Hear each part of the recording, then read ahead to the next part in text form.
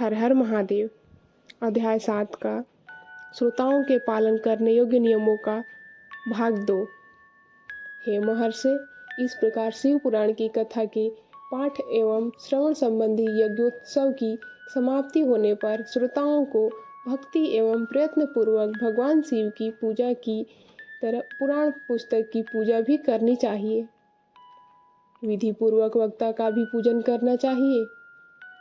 पुस्तक को आच्छादित करने के लिए नवीन और सुंदर वस्ता बनाएं और उसे बांधने के लिए दृढ़ और दिव्य सूत्र लगाएं। फिर उसका विधिवत पूजन करें। पुराण के लिए जो लोग नया वस्त्र और सूत्र देते हैं वे जन्म जन्मांतर में भोग और ज्ञान से संपन्न होते हैं।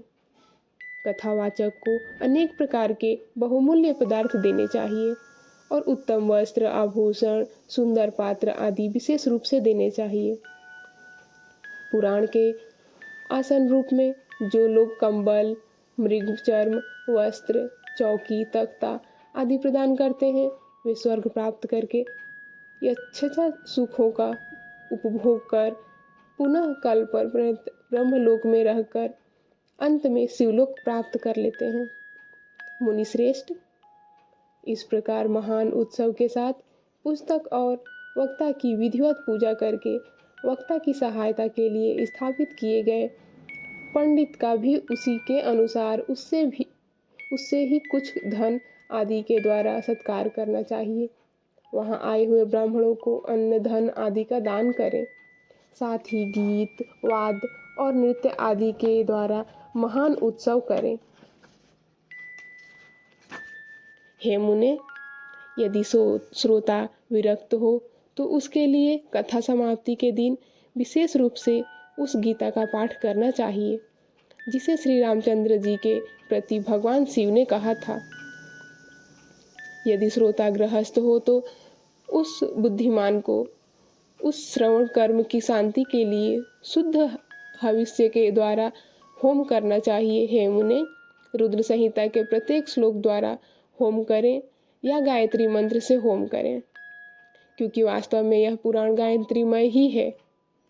या शिव पंचाक्षर मूल मंत्र से हवन करना उचित है।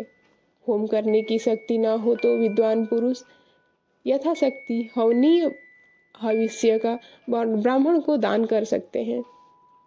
न्यूनाधिक रूप दोषों की शांति के लिए भक्ति पूर्वक शिव सहस्रनाम का पाठ या श्रवण करें। इससे सब कुछ सफल होता है, इसमें संशय नहीं है, क्योंकि तीनों लोकों में उससे बढ़कर कोई वस्तु नहीं है।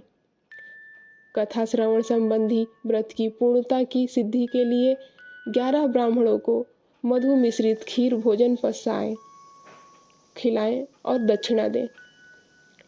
मुने, यदि शक्ति हो तो 3 पल सोने का एक सुंदर सिंहासन बनवाएं और उस पर उत्तम अक्षरों में लिखी या लिखाई हुई शिव पुराण की पुस्तक विधि पूर्वक स्थापित करें। इसके बाद पुरुष आह्वान आदि विविध उपचारों से उसकी पूजा करके दक्षिणा चढ़ाएं। इसके बाद जितेंद्रिय आचार्य का वस्त्र, आभूषण एवं गंध आदि से पूजन करके उत्तम बुद्धि वाला श्रोता भगवान शिव के संतोष के लिए दक्षिण सहित वह पुस्तक उन्हें समर्पित कर दें। हे शौनक, इस पुराण के उस दान के भाव से भगवान शिव का अनुग्रह पाकर पुरुष भवबंधन से मुक्त हो जाता है। इस तरह विधि विधान का पालन करने पर श्री संपन्न शिव पुराण संपूर्ण फलों को देने वाला और भोग और मोक्ष का दाता होता है। हे मुने, मैंने आपको शिव पुराण का यह सारा महात्म्य जो संपूर्ण अभिष्ट को देने वाला है सुना दिया। अब और क्या सुनना चाहते हैं?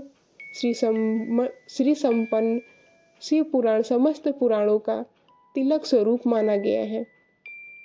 यह भगवान शिव को अत्यंत प्रिय है, रमणीय और भव रोग का निवारण करने वाला है।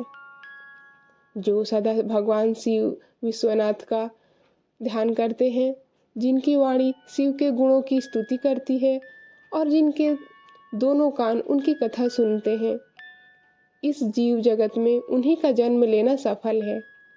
वे निश्चय ही संसार सागर से पार हो जाते हैं। अलग अलग प्रकार के समस्त गुण जिनके सच्चिदानंदमय स्वरूप का कभी स्पर्श नहीं करते, जो अपनी महिमा से जगत के बाहर और भीतर वाणी एवं मनोवृत्ति रूप में प्रकाशित होते हैं, उन अनंत घन रूप परम शिव की मैं शरण लेता हूँ। इस प्रकार अध्याय 7 समाप्त हुआ। हर हर महादेव।